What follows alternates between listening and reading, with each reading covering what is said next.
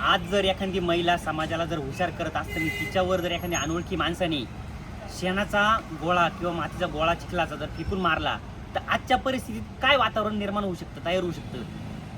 संविधानाच्या अगोदर सावित्रीबाईच्या अंगावर शेणाचे गोळे फेकले गेले, चिखलाचे गोळे फेकले गेले, तरी तिनं एक शब्दही विरोधात काही काढला नाही.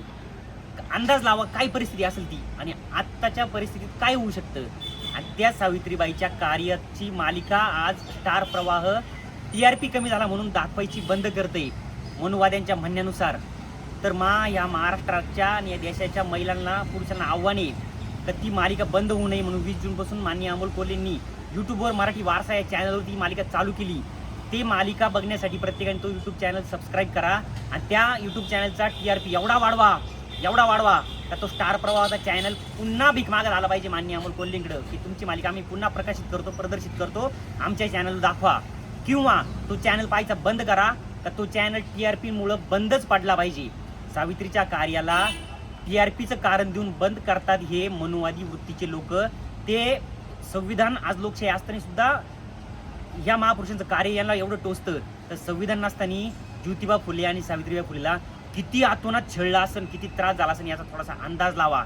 एक चिखलाचा गोळा अंगावर घेऊन बघा आता काय अवस्था निर्माण होती. विद्येची देवता सरस्वती आहे असं आम्हाला शिकवलं गेलं, पण विद्येची खरी देवता सावित्री आहे. सावित्री शाळेमध्ये विद्येची देवता सरस्वतीचे फोटो लावण्याऐवजी सावित्रीचे फोटो लावा रे. सावित्रीचे सरस्वतीच्या फोटोला आमचा विरोध नाही, पण सरस्वतीच्या शेजारी सावित्री पण शिकवा, सावित्रीचे फोटो पण दाखवा, जेणेकरून पुढच्या पिढीला सावित्री कळेल, समजेल आणि पुढची पिढी सावित्रीला समजून घेईल.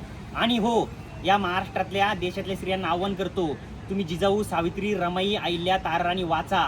ह्या जर वाचल्या तर तुम्हाला खराब सारख्या बाबाच्या टेबलवर आडवं तिडवं झोपायची वेळ येणार नाही. तुम्ही जर ह्या महापुरुषांच्या बाया वाचल्या असत्या त्या खरंच सारख्या बाबाच्या सनकन कानामग मारली असती.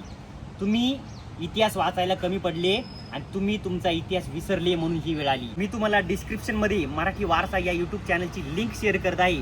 ती शेअर केलेली लिंक प्रत्येकाने सबस्क्राईब करा आणि त्या चॅनलला फॉलो करा आणि या यूट्यूब चॅनलचा TRP एवढा वाढवा आणि सावित्रीचं कार्य प्रत्येकाने समजून घ्या, जाणून घ्या, आत्मसात करा.